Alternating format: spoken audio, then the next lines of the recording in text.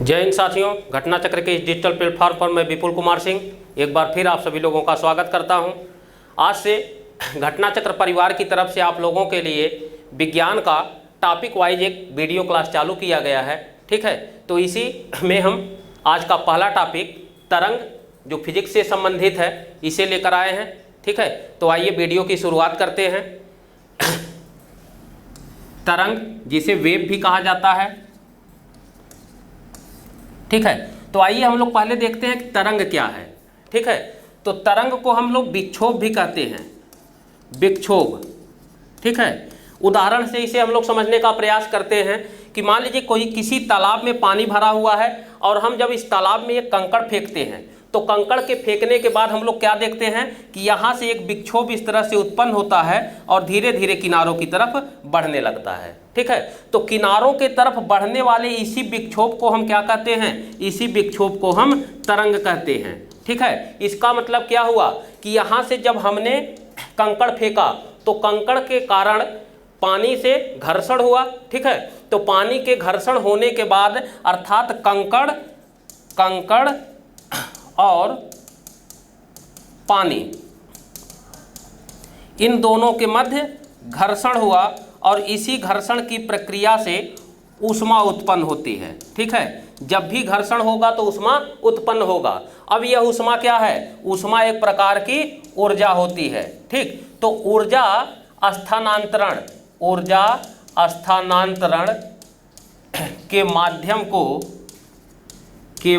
को तरंग कहते हैं। ठीक, इसका मतलब क्या होगा कि यहाँ से जो ऊष्मा उत्पन्न हुआ था घर्षण के कारण, वह ऊष्मा इस केंद्र से जहाँ से उत्पन्न हुआ था तो उस केंद्र से किनारे की ओर परिधि की ओर बढ़ने की क्रिया ही क्या कहलाई है, अर्थात जिस रूप में ऊर्जा एक स्थान से दूसरे स्थान तक जाती है उसी रूप को हम तरंग कहते हैं। ठीक है, तो तरंग की परिभाषा क्या हो गया, तरंग की परिभाषा होगा ऊष्मा स्थानांतरण या ऊर्जा स्थानांतरण की विधि या माध्यम। ठीक है, जैसे उदाहरण के रूप में देखें, जैसे प्रकाश है। ठीक है, तो यहाँ से देखिए सूर्योदय होता है, सूर्योदय हुआ। ठीक, अब सूर्य से यहाँ से प्रकाश निकलता है और यह प्रकाश पृथ्वी तक पहुँचता है। तो प्रकाश यहाँ से यहाँ तक किस रूप में आया, तो प्रकाश सूर्य से पृथ्वी तक ये तरंग के रूप में आती है, अर्थात विद्युत चुंबकीय तरंग के रूप में, विद्युत चुंबकीय तरंग। ठीक है, तो प्रकाश एक तरंग के रूप में यहाँ तक आ रहा है और प्रकाश क्या है, प्रकाश एक प्रकार की ऊर्जा होती है। ठीक है, एक प्रकार की ऊर्जा होती है। तो यह प्रकाश ऊर्जा पृथ्वी तक आने के लिए जिस माध्यम का प्रयोग करेगी उसी को हम तरंग कहते हैं। ठीक है, तो तरंग की परिभाषा स्पष्ट हुआ कि तरंग कहते किसे हैं, तो तरंग ऊष्मा स्थानांतरण का एक माध्यम है अथवा विधि है। ठीक है, या ऊर्जा को एक स्थान से दूसरे स्थान तक पहुंचाने का एक रूप है। ठीक, तो ये तो हुआ तरंग। आइए हम लोग देखते हैं कि तरंगें कितनी प्रकार की होती हैं।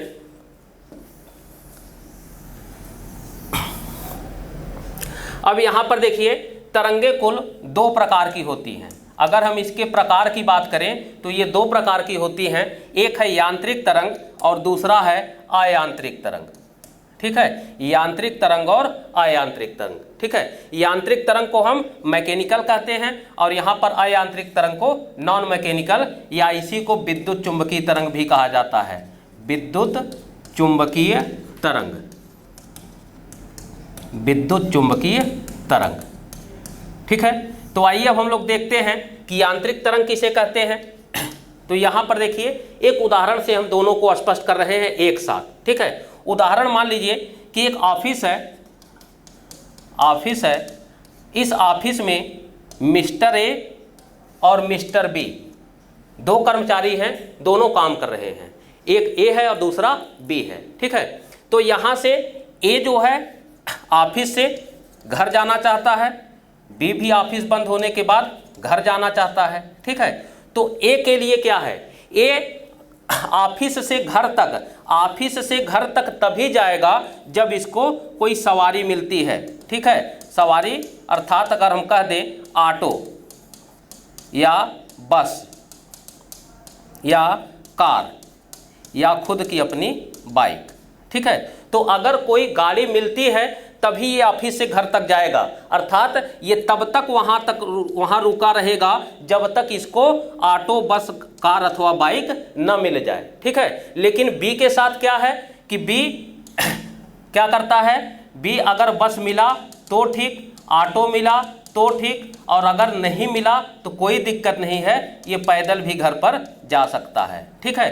तो यहाँ इसी उदाहरण से समझिए, ठीक है। अर्थात ये पैदल भी जा सकता है, ये बहुत देर तक इंतजार नहीं करेगा, ठीक। और लेकिन इसके लिए क्या है कि अनिवार्य है, ठीक, अनिवार्य है क्या, ऑटो, बस अथवा कार या बाइक, ठीक। इसका मतलब क्या हुआ कि यांत्रिक तरंगे वे तरंगे होती हैं जिनके संचरण के लिए माध्यम अनिवार्य होता है, माध्यम अनिवार्य होता है, ठीक, अनिवार्य होता है, ठीक। अब यहां से देखें कि माध्यम कुल कितने प्रकार के होते हैं, तो 3 प्रकार के माध्यम होते हैं। पहला है ठोस माध्यम, दूसरा है द्रव माध्यम, तीसरा है गैस माध्यम, ठीक है। तो या तो यांत्रिक तरंग ठोस में चलेगी, द्रव में चलेगी, या तो गैस में चलेगी। अर्थात अगर माध्यम अनुपस्थित होगा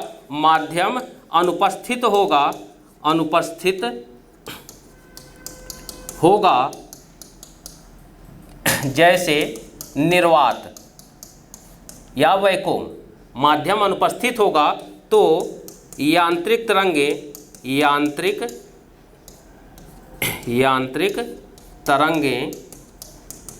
संचरण नहीं करती, ठीक। इसका मतलब है कि निर्वात में यांत्रिक तरंगों का संचरण नहीं होगा। ये जब भी चलेगी तो ठोस, द्रव अथवा गैस माध्यम में ही चल सकती है, निर्वात में इसका संचरण नहीं होता, ठीक है। अब यहाँ पर देखिए कि निर्वात में संचरण नहीं होने का मतलब क्या हुआ, हमने वही ए का जो उदाहरण दिया था कि कर्मचारी जो ए है वो तभी अपने घर तक जाएगा जब उसको बस, ऑटो, बाइक या कार मिले, अर्थात वो पैदल नहीं जा रहा है। तो पैदल से यहाँ पर हमने तुलना किया है निर्वात, ठीक है। अर्थात अगर माध्यम नहीं रहेगा तो इसका संचरण नहीं होगा, ठीक। इसका मतलब है कि ऐसी तरंगे जिनके संचरण के लिए माध्यम अनिवार्य होता है उसे हम यांत्रिक तरंगे कहते हैं, ठीक है। अब अयांत्रिक तरंग में हमने क्या बताया, अयांत्रिक तरंग में हमने बताया कि इसके लिए कोई आवश्यक नहीं है, ठीक है। इसका तात्पर्य क्या है, इसका तात्पर्य है कि अयांत्रिक तरंगे वे तरंगे होती हैं जिनके संचरण के लिए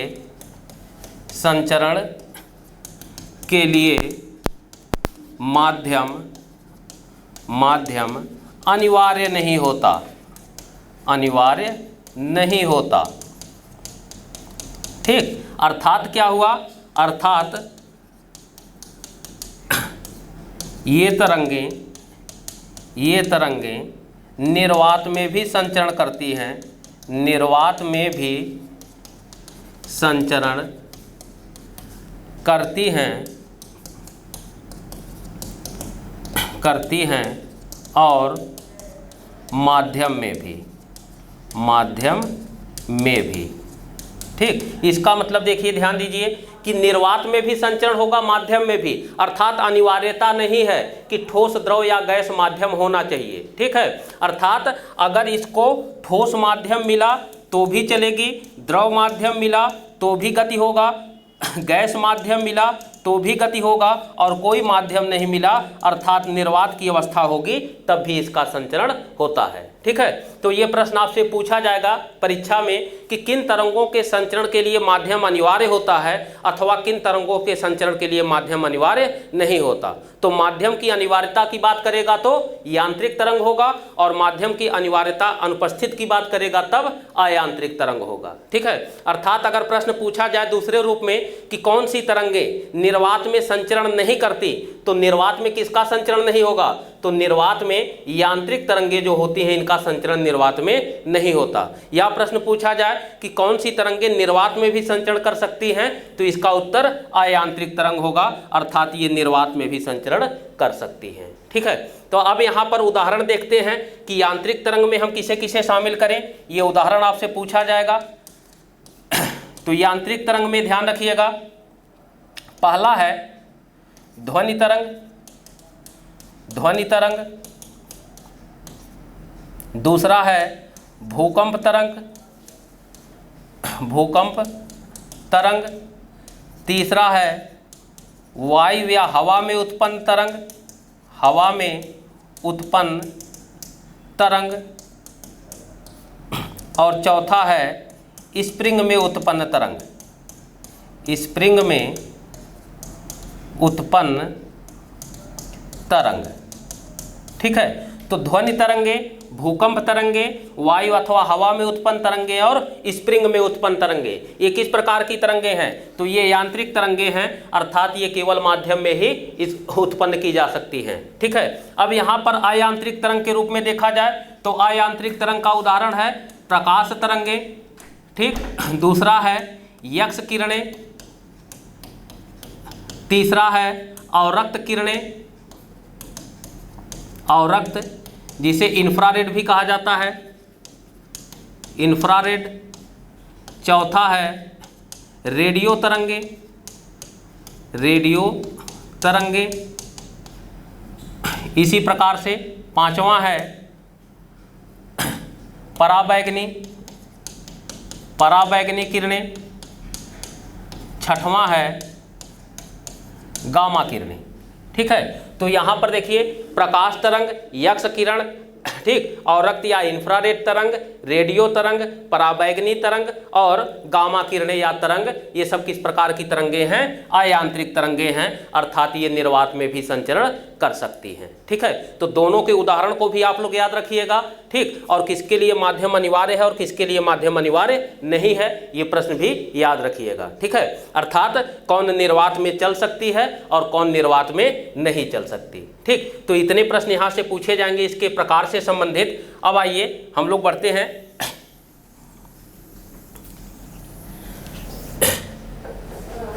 आगे। देखिए दिया गया है यांत्रिक तरंगों के विषय में कि यांत्रिक तरंगों के प्रकार।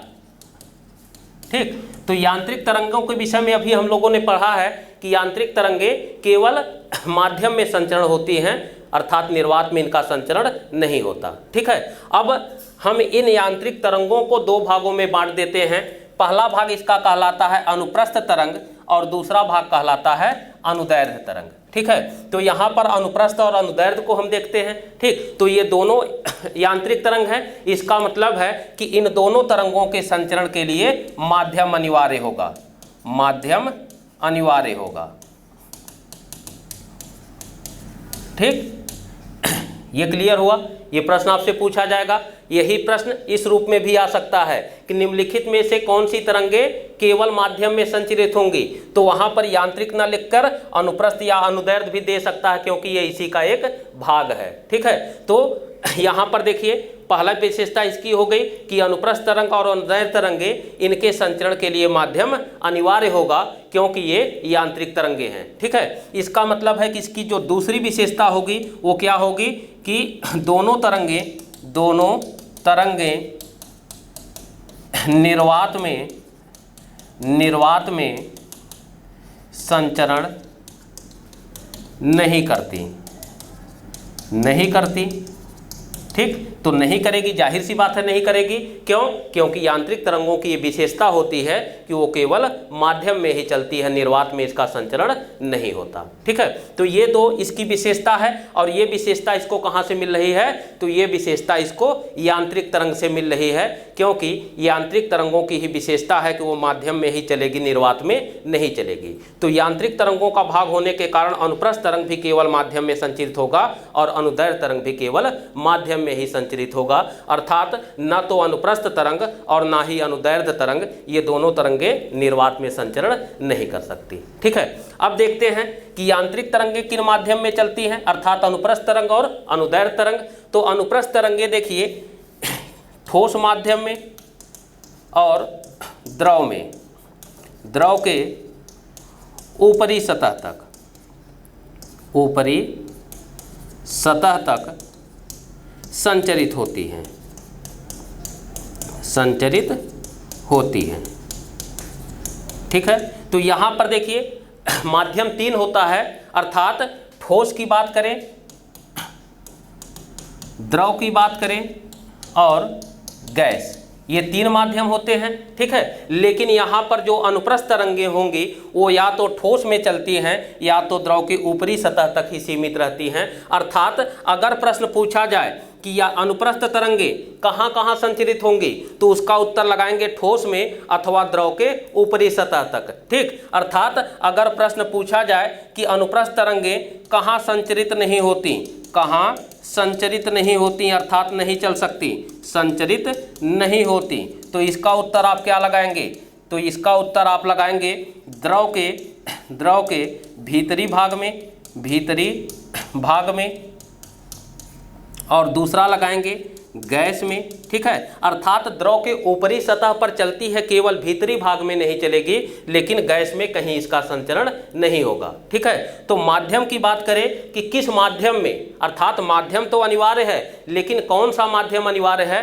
तो केवल ठोस माध्यम अनिवार्य है और द्रव का ऊपरी सतह तक ही सीमित रहेगी। ठीक, अब अगर प्रश्न पूछा जाए कि अनुप्रस्थ तरंगे किस माध्यम में नहीं चल सकती, तो द्रव के भीतरी भाग में और गैस में नहीं चल सकती। इसके अलावा कहाँ नहीं चलेगी, तो इसके अलावा ये निर्वात में नहीं चलेगी, क्योंकि यांत्रिक तरंगों की ये मूल विशेषता होती है। ठीक है, तो यहाँ पर ध्यान रखिएगा कि अनुप्रस्थ तरंगों का संचरण कहाँ कहाँ होगा, तो ठोस में और द्रव के ऊपरी सतह तक, और संचरण कहाँ नहीं होगा, तो अब द्रव के भीतरी भाग में और गैस में, इन 2 स्थानों पर इनका संचरण नहीं होता है। ठीक है, अब आते हैं, बात करते हैं कि अनुदैर्ध्य तरंग में, तो अनुदैर्ध्य तरंगे कहाँ चलती हैं, तो अनुदैर्ध्य तरंगे ये ठोस में भी चल सकती है, द्रव में भी चल सकती है, अर्थात द्रव के सभी भागों में, सभी भागों में। ठीक, और गैस में भी संचरण होगा इसका, गैस में भी संचरण होगा। ठीक है, तो यहाँ ध्यान रखिएगा, अनुदैर्ध्य तरंगे वे यांत्रिक तरंगे होती हैं जिनका संचरण ठोस, द्रव और गैस तीनों माध्यमों में होता है, जबकि अनुप्रस्थ तरंगे वे यांत्रिक तरंगे होती हैं जिनका संचरण गैस में और द्रव के भीतरी भाग पर नहीं होता। ठीक है, तो ये प्रश्न आपसे पूछा जा सकता है परीक्षा में। कैसे?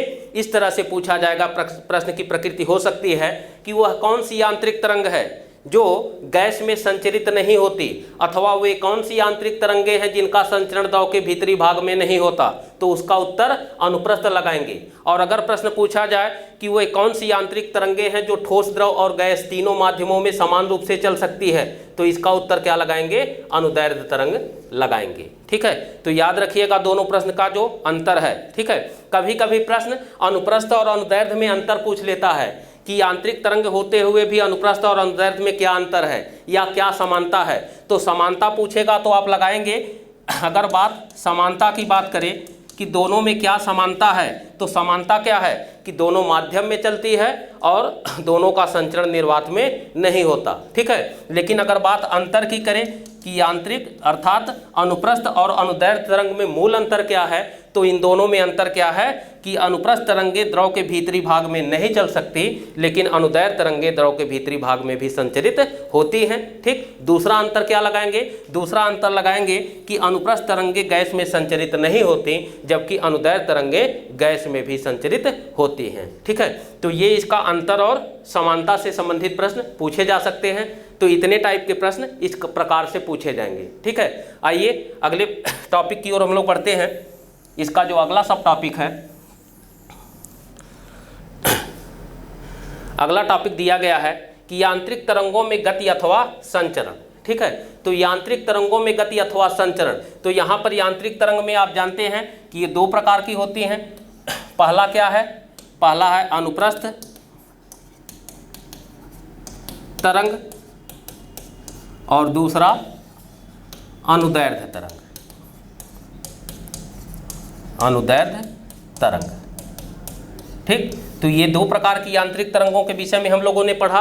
तो अब प्रश्न पूछ रहा है आपसे कि यांत्रिक तरंगों में गति अथवा संचरण कैसे होता है। ठीक है, तो यहाँ ध्यान रखिए, पहले हम लोग अनुप्रस्थ तरंग को देखते हैं। तो जो अनुप्रस्थ तरंग में संचरण होता है, इसे हम लोग याद रखें कि अनुप्रस्थ तरंगे, अनुप्रस्थ तरंगें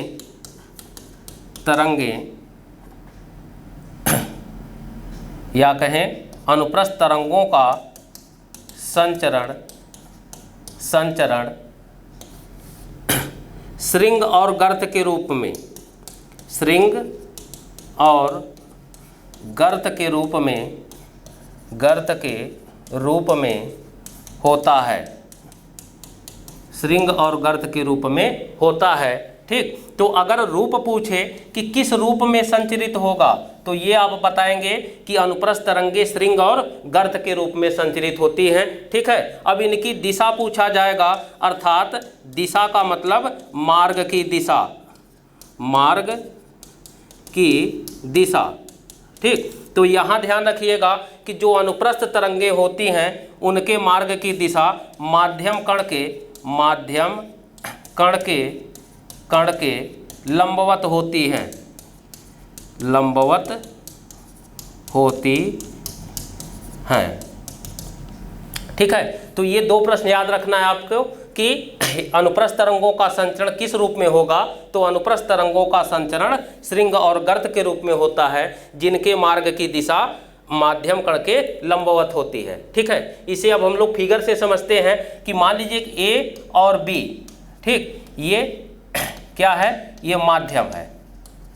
ठीक, ए और बी को हम माध्यम मान रहे हैं। ठीक है, तो ये कैसे संचरित होंगी, तो पहली विशेषता है कि श्रृंग और गर्त के रूप में, और दूसरा है कि मार्ग की दिशा लंबवत होगी। तो माध्यम इस तरह से चल रहा है, इसका मतलब इसके लंबवत होना चाहिए। तो यहाँ से देखिए ये श्रृंग और गर्त, श्रृंग और गर्त, श्रृंग और गर्त। ठीक है, अर्थात ऊपर जब जाती है तो इसे हम कहते हैं श्रृंग, और जब ये नीचे आती है तो इसको हम कहते हैं गर्त। फिर ये आ जाएगा श्रृंग और फिर ये आ जाएगा गर्त। ठीक है, फिर ये होगा श्रृंग और फिर ये होगा गर्त। ठीक, तो यहाँ ध्यान रखिए कि यहाँ से देख रहे हैं कि श्रृंग और गर्त के रूप में संचरण हो रहा है जिनके मार्ग की दिशा माध्यम कण के लंबवत है, अर्थात माध्यम क्षैतिज अवस्था में पूर्व पश्चिम दिशा या उत्तर दक्षिण दिशा में है, तब यह लंबवत इसके संचरण करते हुए जा रही है श्रृंग और गर्त के रूप में। ठीक है, तो यांत्रिक तरंगों में अनुप्रस्थ तरंगों का संचरण अगर पूछे, ठीक है, तो यहाँ पर जो संचरण पूछा जाएगा आपसे वो अलग अलग पूछा जाएगा। अगर प्रश्न में अनुप्रस्थ तरंग के विषय में पूछे कि किस रूप में चलेंगी तो श्रृंग और गर्त के रूप में, ठीक, और इनके माध्यम की जो दिशा होगी, मार्ग की दिशा होगी, वो कैसी होगी, तो माध्यम कण के लंबवत होती है। ठीक है, अब यहाँ से ध्यान रखिए अगला प्रश्न क्या पूछा जाएगा, यहाँ दो श्रृंग और दो गर्त के बीच की न्यूनतम दूरी पूछा जा सकता है, अर्थात यह दूरी और यह दूरी। तो यहाँ देख रहे हैं कि एक श्रृंग और ये दूसरा श्रृंग है, तो दो श्रृंगों के बीच में यह दूरी है, और यहाँ पर एक गर्त और ये दूसरा गर्त, तो इन दोनों के बीच में भी एक न्यूनतम दूरी है। ठीक है, तो ध्यान रखिएगा अगर पूछे दो श्रृंगों अथवा दो गर्त के बीच की न्यूनतम दूरी, इसे क्या कहते हैं, तो दो श्रृंग और दो गर्त के बीच की इस न्यूनतम दूरी को इसे क्या कहते हैं, इसे कहा जाता है तरंग दैर्ध्य। ठीक है, तो ये प्रश्न आपसे पूछा जाएगा कि दो श्रृंग अर्थात अनुप्रस्थ तरंगों के दो श्रृंग और दो गर्त के बीच की न्यूनतम दूरी को क्या कहते हैं, तो अनुप्रस्थ तरंग के दो श्रृंग और दो गर्त के बीच की न्यूनतम दूरी को हम तरंग दैर्ध्य कहते हैं। ठीक है, ये प्रश्न भी पूछा जाता है। अब इस तरंग दैर्ध्य का मात्रक क्या होगा, तो इसका मात्रक या इकाई की बात करें, मात्रक या इकाई, ठीक है, तो इसका मात्रक होता है एंगस्ट्राम, एंगस्ट्राम। ठीक, तो ये इकाई भी पूछा जाता है तरंग दैर्ध्य की। ठीक है, तो तरंग दैर्ध्य की इकाई पूछे तो एंगस्ट्राम लगाइएगा। ठीक, और तरंग दैर्ध्य किसे कहते हैं, तो अनुप्रस्थ तरंग में दो श्रृंग अथवा दो गर्त के बीच की न्यूनतम दूरी को हम तरंग दैर्ध्य कहते हैं। ठीक, तरंग दैर्ध्य कहते हैं। ठीक, याद रखिएगा इतने प्रश्न। ये कहाँ सी बात हुई है, तो ये अनुप्रस्थ तरंग के विषय में बात हो रही है। ठीक है, तो अनुप्रस्थ तरंगे श्रृंग और गर्त के रूप में चलती हैं, जिनके संचरण के मार्ग की दिशा माध्यम कण के लंबवत होती है। ठीक है, अब यहाँ से दूसरा प्रश्न कि अनुप्रस्थ तरंगों में दो श्रृंग या दो गर्त के बीच की न्यूनतम दूरी को क्या कहते हैं, तो इनके न्यूनतम दूरी को तरंग दैर्ध्य कहते हैं, जिसका मात्रक अगर पूछा जाए तब एंगस्ट्रॉम लगाइएगा। ठीक है, आइए अब हम लोग अनुदैर्ध्य तरंग के विषय में देखते हैं कि अनुदैर्ध्य तरंगे कैसे चलती हैं।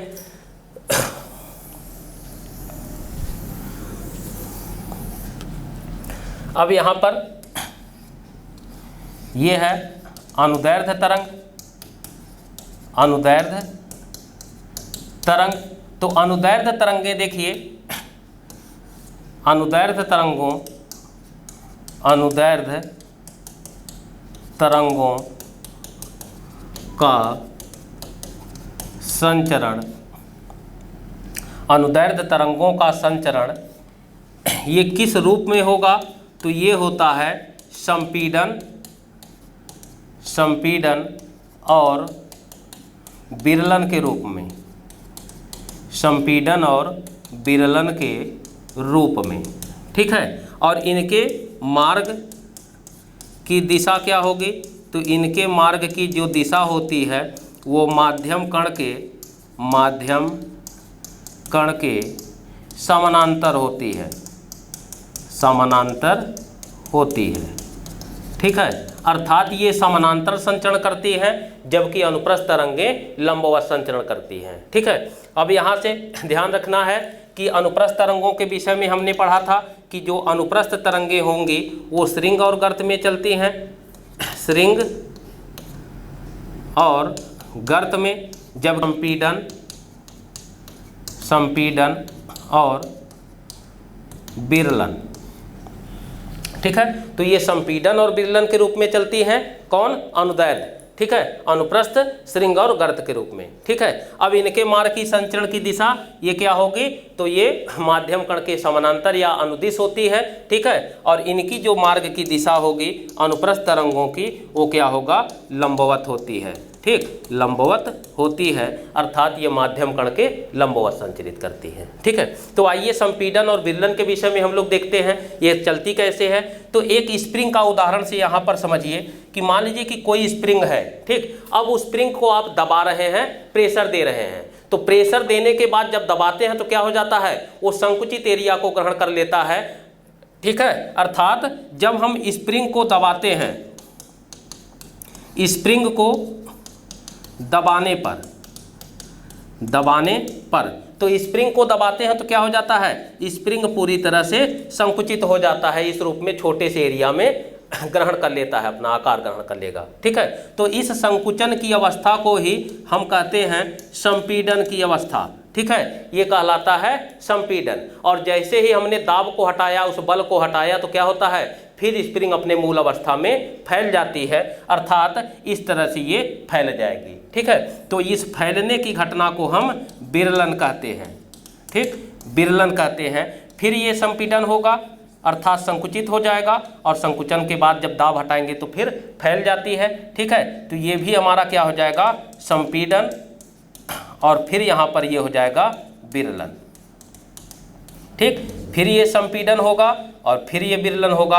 तो इस तरह से देखिए कि ये अनुदैर्ध्य तरंगे जो होती हैं वो संपीडन और विरलन के रूप में चल रही हैं। ठीक, और इनके संचरण की दिशा माध्यम कण के समानांतर या अनुदिश है, अर्थात ये माध्यम कण है ए और बी, और इसी के समानांतर या अनुदिश ये संचरित होती हैं। ठीक है, तो इनके संचरण की दिशा माध्यम कण के समानांतर या अनुदिश होता है, और ये संपीडन और विरलन के रूप में चलती हैं। ठीक है, इतने प्रश्न आपको यहाँ से याद रखना है। अब यहाँ से क्या ध्यान देना है, फिर वही चीज कि दो श्रृंग अर्थात श्रृंग और श्रृंग के बीच की दूरी, ठीक, या गर्त और गर्त के बीच की दूरी, तो इसे हम दोनों को क्या कहते थे, इसे हमने तरंग दैर्ध्य का नाम दिया था।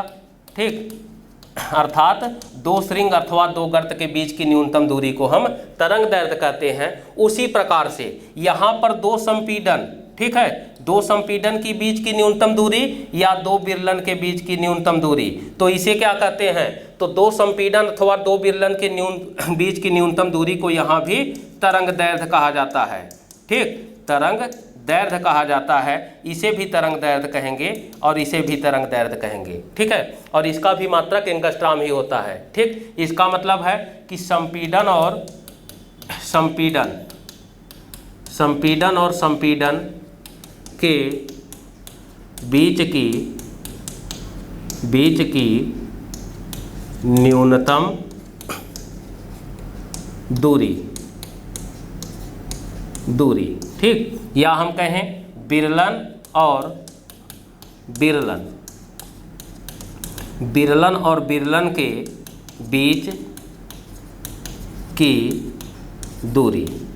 ठीक, तो संपीड़न या विरलन के बीच की न्यूनतम दूरी को क्या कहा जाता है, तो तरंग दैर्ध्य ही कहा जाता है। ठीक, तरंग दैर्ध्य कहा जाता है, जिसका जो मात्रक होगा वो क्या होगा, इसका भी मात्रक हम यहाँ एंगस्ट्राम के रूप में ही जानते हैं, एंगस्ट्राम।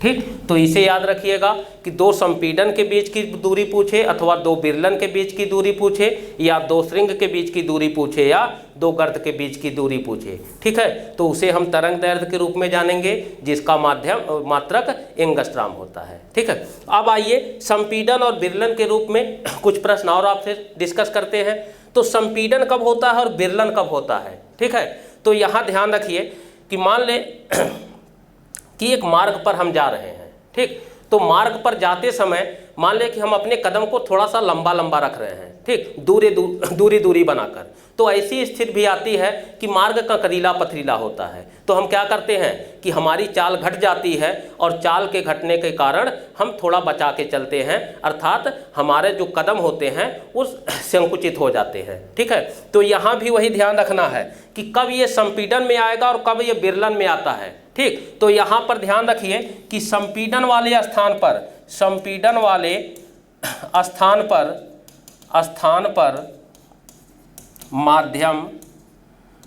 माध्यम का दाब और घनत्व सर्वाधिक होता है।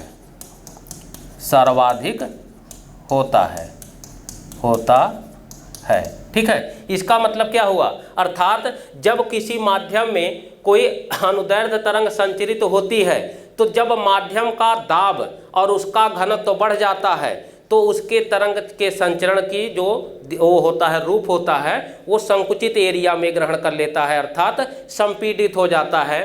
क्यों? क्योंकि माध्यम का जो प्रेशर है वो उसको दबा दिया। ठीक है, अर्थात जो उसका घनत्व या डेंसिटी है उसके कारण वो लंबा मार्ग नहीं तय कर पा रहा है और संकुचित एरिया में वो सिकुड़ चुका है। तो ऐसी अवस्था को हम संपीड़न कहते हैं। ठीक है, तो ये प्रश्न पूछा जाएगा कि किसी भी अनुदैर्ध्य तरंग के माध्यम में, ठीक, अनुदैर्ध्य तरंग के माध्यम में माध्यम का दाब और घनत्व सर्वाधिक कहाँ होता है, तो माध्यम का दाब और घनत्व वहाँ सर्वाधिक होगा जहाँ पर तरंग के संचरण में संपीड़न की अवस्था आती है। ठीक है, तो इसका तात्पर्य यही है कि जहाँ संपीड़न हुआ इसका मतलब है कि वहाँ के माध्यम का दाब इतना अधिक है कि वो तरंगें फैल कर नहीं चल पा रही हैं और संकुचित अवस्था में अपने को ग्रहण कर लेती है। ठीक है, और इतना ज़्यादा उसका घनत्व है कि वो दूरी तक चल नहीं पा रही हैं। ठीक, जैसे इसका उदाहरण अगर हम देखें तो एक बस का उदाहरण लेते हैं। अगर बस में पूरी तरह से भीड़ हो,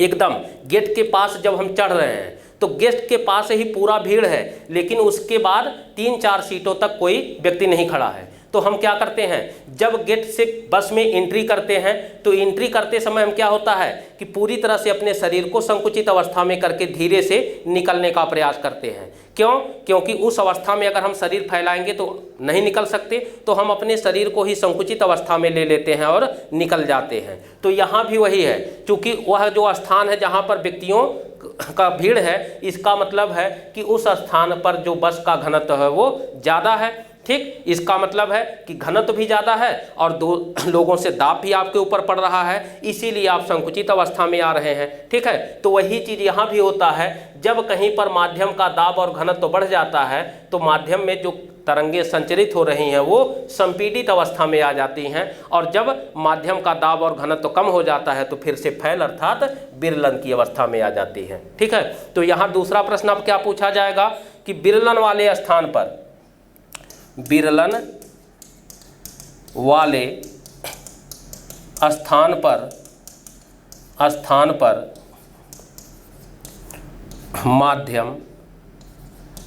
माध्यम का दाब और घनत्व सबसे कम है। ठीक है, तो दोनों याद रखिएगा। अगर प्रश्न पूछा जाए कि अनुदैर्ध्य तरंगों के संचरण करते समय किस स्थान पर माध्यम का दाब और घनत्व सर्वाधिक होगा, तो किस स्थान पर दाब और घनत्व सर्वाधिक होगा, तो संपीड़न वाले स्थान पर माध्यम का दाब और घनत्व सर्वाधिक होगा। और किस स्थान पर पूछा जाए कि अनुदैर्ध्य तरंगों के संचरण में किस स्थान पर माध्यम का दाब और घनत्व सबसे कम होगा, तो सबसे कम विरलन वाले स्थान पर होता है। ये दो प्रश्न यहाँ से पूछे जा सकते हैं। ठीक है, तो यांत्रिक तरंगों की जो गति या संचरण होती है उसमें अगर अनुप्रस्थ तरंग के विषय में पूछे कि किस रूप में चलती है, तो श्रृंग और गर्त के रूप में चलती है। मार्ग की दिशा पूछे तो मार्ग की दिशा माध्यम कण के लंबवत बताएंगे आप लोग। ठीक है, और अनुदैर्ध्य तरंग के रूप में पूछे कि अनुदैर्ध्य तरंगे कैसे संचरित होती हैं, तो ये संपीड़न और विरलन के रूप में संचरित होती हैं, और इनके मार्ग की दिशा पूछे तब माध्यम कण के लंबवत वो समानांतर या अनुदिश होती हैं। ठीक है, अब प्रश्न पूछा जाएगा कि अनुदैर्ध्य तरंगों में माध्यम का दाब और घनत्व सर्वाधिक होने पर तरंग के संचरण पर क्या प्रभाव पड़ेगा, तो तरंगे संपीड़ित हो जाती हैं। या माध्यम का दाब और घनत्व घटने पर क्या प्रभाव पड़ेगा, तो माध्यम का दाब और घनत्व घटने पर तरंगे विरलन की अवस्था में आ जाती हैं। ठीक है, तो ये दोनों याद रखिएगा। या प्रश्न इस तरह से पूछे कि माध्यम का दाब और घनत्व सर्वाधिक कहाँ है, तो सर्वाधिक संपीड़न वाले स्थान पर है, और न्यूनतम कहाँ है, तो न्यूनतम विरलन वाले स्थान पर है। ठीक है, तो इतने प्रश्न आपसे पूछा जा सकता है यांत्रिक तरंगों के गति अथवा संचरण के संदर्भ में। ठीक है, आइए अगले सब टॉपिक की ओर हम लोग बढ़ते हैं।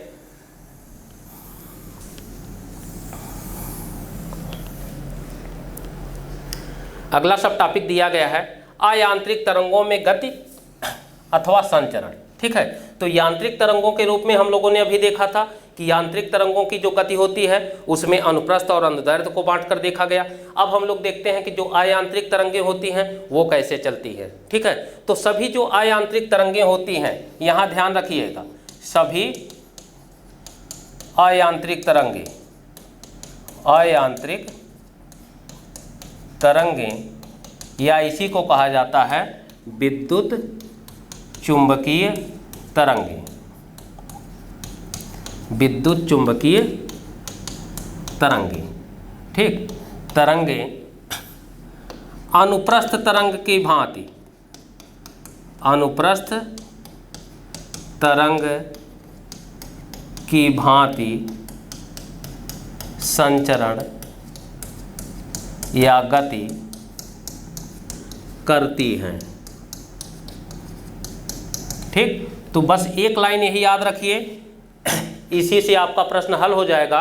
अर्थात अयांत्रिक तरंगों में गति या संचरण की बात करें तो क्या दिमाग में रखना है, दिमाग में रखना है कि अनुप्रस्थ तरंगों की भांति। ठीक है, तो इसका मतलब क्या हुआ कि अनुप्रस्थ तरंगों में हम लोगों ने अभी देखा कि जो अनुप्रस्थ तरंगे होती हैं इनके जो संचरण का रूप होता है वो श्रृंग और गर्त के रूप में होता है, श्रृंग और गर्त के रूप में होता है, गर्त के रूप में होता है। और इनके जो मार्ग की दिशा होगी, मार्ग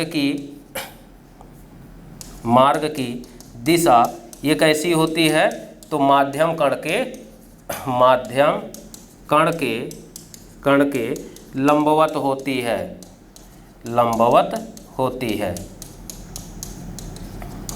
ठीक है, तो बस ये एक लाइन याद रखिएगा आप लोग, कौन सा, कि अयांत्रिक तरंगें जितनी भी होंगी वो सब अनुप्रस्थ तरंगों की भांति ही संचरण और गति करती हैं। अर्थात अयांत्रिक तरंगें भी श्रृंग और गर्त के रूप में संचरित होती हैं और इनके मार्ग की दिशा माध्यम कण के लंबवत होती है। ठीक, याद रखना है आपको। ठीक। ठीक। तो आपको केवल दो ही के विषय में याद रखना है, अनुप्रस्थ और अनुदैर्ध्य के विषय में, ठीक। तो आयांतरिक तरंगों का आप तुलना कर देंगे अनुप्रस्थ तरंगों से, ठीक। तो यहाँ से एक चीज आपको मिल गया, ये तो कॉमन प्रश्न हो जाएगा कि श्रृंग और गर्त के बीच की न्यूनतम दूरी, तो यहाँ भी वही लगाएंगे, क्या लगाएंगे, तरंग दैर्ध्य ही लगाएंगे। मात्रक पूछा जाए तो एंगस्ट्रॉम ही लगाएंगे, ठीक, एंगस्ट्रॉम लगाएंगे, ये सेम चीजें हैं, कोई दिक्कत नहीं है, ठीक। अब यहाँ से ध्यान रखना है, इसी प्रश्न को दूसरे रूप में क्या पूछा जा सकता है कि सभी आयांतरिक तरंगें कैसा व्यवहार करती हैं, कैसा व्यवहार करती हैं, व्यवहार करती हैं, ठीक है। तो इनका व्यवहार कैसा होगा, तो इनका व्यवहार अनुप्रस्थ तरंगों की भांति होता है, ठीक। क्यों ऐसा है, क्योंकि इनका व्यवहार आप देख रहे हैं कि गति और संचरण के रूप में अगर ये चलती हैं तो इनका व्यवहार और अनुप्रस्थ तरंगों का व्यवहार कहाँ तक, तो केवल गति के रूप में, ठीक है। तो गति के रूप में इनका संचरण और व्यवहार अनुप्रस्थ तरंगों की भांति होता है। इसीलिए कभी कभी प्रकाश का एक प्रश्न पूछा जाता है, प्रकाश का प्रश्न, कि प्रकाश किस प्रकार की तरंग है, किस प्रकार की तरंग है, ठीक। तो प्रकाश किस प्रकार की तरंग है, तो वास्तव में प्रकाश अयांत्रिक तरंग है, अयांत्रिक, या इसी को हम कहते हैं विद्युत चुंबकीय तरंग, ठीक। तो वास्तव में तो प्रकाश विद्युत चुंबकीय तरंग या अयांत्रिक तरंग है, लेकिन इनका व्यवहार कैसे हो जाता है, तो संचरण के रूप में जब ये संचरित होती है तो इनका व्यवहार अनुप्रस्थ तरंग की भांति हो जाता है, अनुप्रस्थ तरंग की भांति हो जाता है। इसीलिए कभी कभी प्रश्न के विकल्प में प्रकाश को दे देता है अनुप्रस्थ तरंगें, ठीक है। तो यहाँ पर ध्यान रखना है कि प्रकाश अनुप्रस्थ तरंग कब होती है, तो केवल संचरण के रूप में जब ये संचरित होती है, अर्थात एक स्थान से दूसरे स्थान तक जाती है, तब ये अनुप्रस्थ तरंग के रूप में व्यवहार करते हुए आती है। लेकिन इसका जो वास्तविक व्यवहार है वो अयांत्रिक या विद्युत चुंबकीय तरंग के रूप में ही होता है। क्यों, क्योंकि यांत्रिक तरंगें अर्थात अनुप्रस्थ तरंगें ये केवल माध्यम में संचरित होती है, माध्यम में संचरित होती हैं, ठीक। तो माध्यम में संचरित होने का मतलब क्या हुआ कि निर्वात में संचरण नहीं होता, संचरण नहीं होता, ठीक। तो अगर हम पूरी तरह से इनके व्यवहार को ले कि सभी अयांत्रिक तरंगें अनुप्रस्थ तरंगों की भांति व्यवहार करेंगे, तो इस रूप में लेंगे तो यहाँ पर केवल माध्यम में ही संचरण करना होगा प्रकाश को। लेकिन हम देखते हैं कि प्रकाश निर्वात में भी संचरण करता है, अर्थात गति के माध्यम के रूप, गति के रूप में, ठीक, गति के रूप में देखा जाए तो प्रकाश तरंगें या अयांत्रिक तरंगें अनुप्रस्थ तरंगों की भांति व्यवहार करती हैं। लेकिन शेष विशेषता की दृष्टि से देखा जाए तो सभी अयांत्रिक तरंगें अनुप्रस्थ तरंगें नहीं होती। क्यों नहीं होती, क्योंकि अनुप्रस्थ तरंगों की विशेषता है कि निर्वात में संचरण नहीं होगा, जबकि अयांत्रिक तरंगें निर्वात में संचरण करती हैं, ठीक है। तो इसे आप लोगों को याद रखना है कि केवल गति के रूप में अगर देखा जाए, तुलना किया जाए तो अयांत्रिक तरंगें अनुप्रस्थ तरंगों की भांति व्यवहार करती हैं। शेष विशेषता के आधार पर अगर ध्यान दिया जाए तो अयांत्रिक तरंगें अनुप्रस्थ तरंगों की भांति व्यवहार नहीं करती, ठीक। तो इतने प्रश्नों के विषय में आप लोगों को यहाँ से ध्यान रखना है, ठीक। मिलते हैं नेक्स्ट वीडियो में जो इसका छूटा हुआ पार्ट है उसके साथ, ठीक। वीडियो अच्छा लगा हो लाइक करिएगा, शेयर करिएगा और हमारे चैनल को सब्सक्राइब करना मत भूलिएगा। जय हिंद साथियों।